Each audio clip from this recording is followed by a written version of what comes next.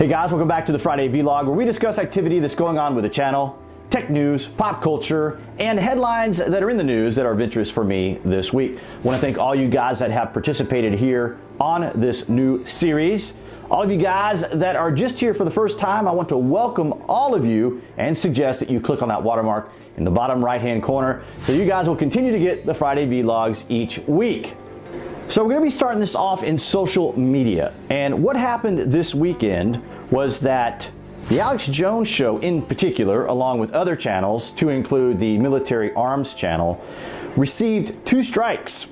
This happened around Thursday and Friday of last week.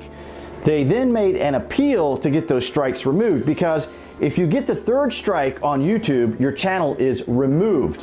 Now, this can be very devastating to individuals that do their business on YouTube like I do and friends of mine do. As a matter of fact, a channel that I do voiceovers for had their channel completely removed. They lost 98,000 subscribers. So the impact on creators can be incredibly devastating sometimes. So what happened this weekend was apparently YouTube had hired about 10,000 new employees to monitor activity going on their platform. Now, across social media, for say the last 2 years, we've seen a lot of this banning, flagging, shadow banning, and then deletions of people's accounts altogether. So we could always ask ourselves, what direction is social media going? Now for me, I think that selecting DTube and Steemit was a great option, because now we're contending with generating Steemit dollars or Bitcoin or cryptocurrency versus having to rely on advertisers on YouTube. Now, the biggest issue that we have to look at right now is the fact that the tech giants, Google and Facebook, control about 90% of the activity or advertising, promotions, money earning throughout social media. So essentially what happened this weekend with Alex Jones is not only was he having to contend with Google, but he was also having to contend with CNN. So what does the mainstream media have to do with social media or other platforms like Twitter, Facebook, and YouTube? And that's this.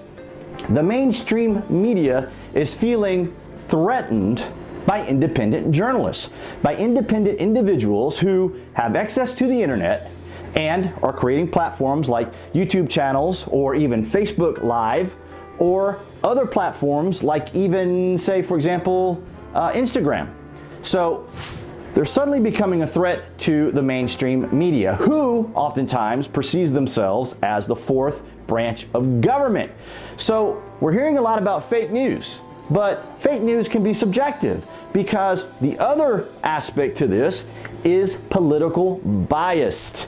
That is, what are the interests of these mega corporations, these mega technology groups? What is their interest? And we have seen Google actually fire employees for having particular philosophical, ideological worldviews, while actually being asked about to present those ideas to their companies. And of course, you guys probably have heard about all this, but the idea here for social media is, as an individual who works on this platform, I have been flagged. Friends of mine have been flagged for even the most innocuous things. Now, back in August, I had the opportunity to go to yet another YouTube Creator Day, where we were advised that the new algorithm had been introduced. The new algorithm was going to learn all the terms and phrases and titles and activity on our channels that would then, reduce the amount of flaggings that we would get, yet we were still getting flags.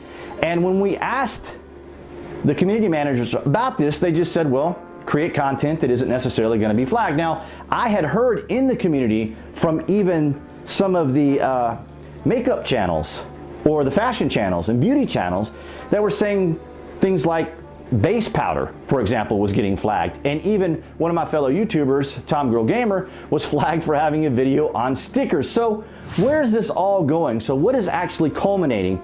And what it seems to boil down to is control, right? Information is power, and whoever holds that information or is able to control that information can then project whatever narrative they want to do. But also at the same time, it's about influence. Who is influencing our society? So we saw during the 2016 election, the influence that the media thought they had on society. They actually thought they could actually sway the minds of individuals. And what's happening now is these mainstream media outlets are now going after individual people. So I was rather disappointed to hear about what happened this weekend. Now, it seems to be rectified. But the thing is, you know, these tech giants do give us a platform, and we understand their terms of service.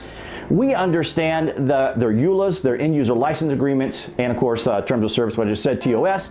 And yet, the bottom line to all of these is that at any time they want, they can make changes. They can make edits, they can ban, they can suspend, and they can shadow ban your accounts. But more importantly, they can keep you from earning dollars. Now, you may have heard about the ad apocalypse, which took place about a year ago, or maybe not a year ago, a few months ago. And essentially what happened was the advertisers were concerned about content like, say, Alex Jones, or for example, on my channel was H1Z1 being mature content because of the gaming coverage. These advertisers were getting concerned. Now, the advertisers could join a blacklist that would allow them to list channels that they were concerned about so that their advertisement would not be on there. So basically that's what happened with Alex Jones, is that CNN found out the advertisers that were on there and then went to these advertisers and said, hey, by the way, did you know that your content is on Alex Jones, the controversial independent journalist? I'm not even sure they even call him a journalist. They just consider his methods and methodology and antics as being a conspiracy channel, basically. I appreciate what Alex Jones does. I think he's very entertaining and very engaging. The man's passionate about what he's doing. Now, the other concern for me was that they're going after certain channels, again, based upon political motivation. For example, the military arms channel that I mentioned earlier also received 2 strikes. Then he had to reverse those. Then they were applied, and then he had to reverse them again. Now, it took about 48 hours, as he said, to be able to rectify that. Now, he goes into the safe use of firearms as well as the Second Amendment. And it just seems like these organizations are just pursuing certain individuals for the sake of just looking like they're doing something. So this was something that I wanted to mention, something I wanted to bring up. You're welcome to leave your thoughts and comments down below on your thoughts on what mainstream media is doing to platform owners. So this week I had the opportunity to watch Star Trek Discovery, which is the newest series in the franchise of Star Trek.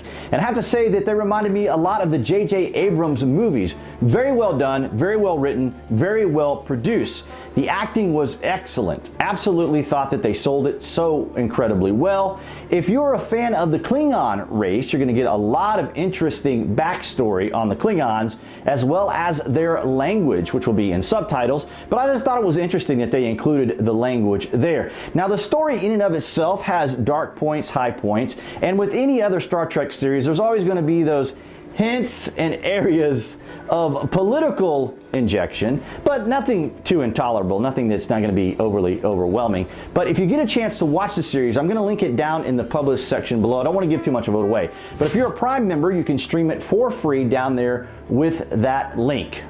Here in the States, we often hear about Russian interfering with our elections, as well as bots interfering with social media. But in Salisbury, England, we heard about a former Russian spy and his daughter who apparently were poisoned by a nerve agent. Along with that, the police officer or the responding officer was also affected by this nerve agent. Now, in this day and age of Russia this and Russia that, this was a rather peculiar story, because now you have a situation where someone is going to be implicated for attempted murder, which makes things a lot different than affecting an election or even affecting the internet. So this is going to be a continuing story that I'm going to be watching with great deals of interest.